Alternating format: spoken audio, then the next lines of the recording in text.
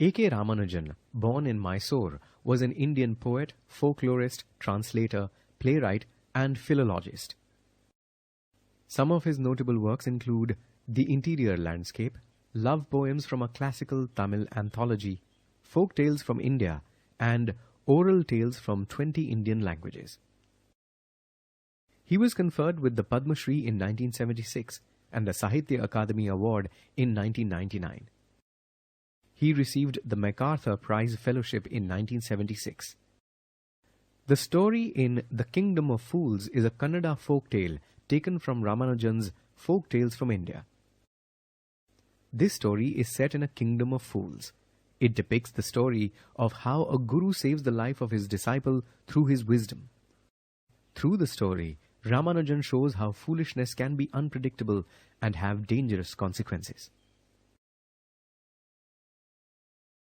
Let's see what happens in The Kingdom of Fools by A.K Ramanujan. There was a kingdom where both the king and the minister were fools. Unlike other kings, they ordered everyone to work at night and sleep during the day. The people, fearful of punishment, obeyed the king. One day, a guru and his disciple came to the city and found it empty.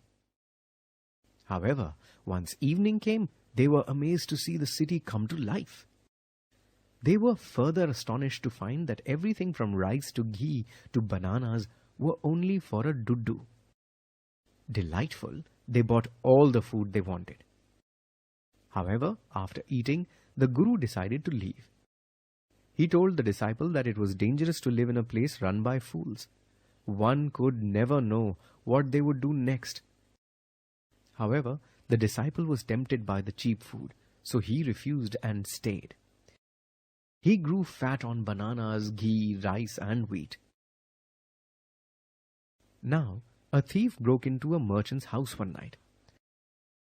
While escaping, the wall through which he had entered collapsed on him, and he died. His brother promptly went to the king to demand justice. He believed it was the merchant's weak wall that caused his brother's death. The king reassured the brother and summoned the merchant. The merchant pleaded for mercy, but he blamed the bricklayer, who blamed a dancing girl with jingling anklets, who blamed a goldsmith, who blamed a rich merchant. This rich merchant was the father of the merchant. So the trial had come full circle. The king, reasoning that sons should bear their father's sins, sentenced the merchant to death. A new stake was built for the merchant, but the minister thought the merchant was too thin for the stake. He conveyed his doubts to the king. The king ordered his servants to find a man fat enough to fit the stake. The servants searched the city and found the disciple, fat as a bull after months of indulging himself on rice, wheat, and ghee. The poor disciple now remembered his guru's words and their wisdom. While he waited for his execution, he prayed to the guru to come save him. The guru, blessed with the vision to see faraway things, saw what was happening and came to rescue his disciple. He went to the king and asked to be put to death before his disciple. The disciple, understanding his guru's intentions, protested.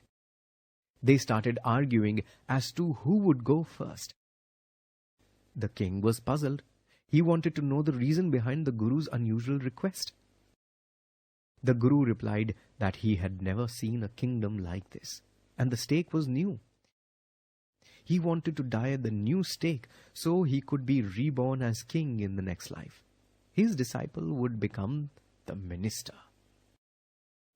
Now, the king didn't want to give up his kingdom in the next life, so he hatched a plan with his minister.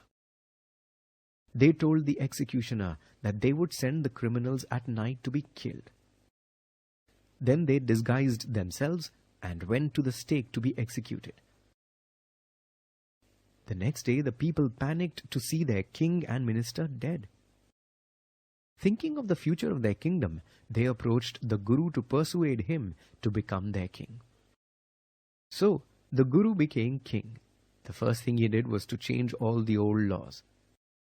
Now, the kingdom was like any other place, where day was day and not night. There was also nothing that could be bought for a dudu,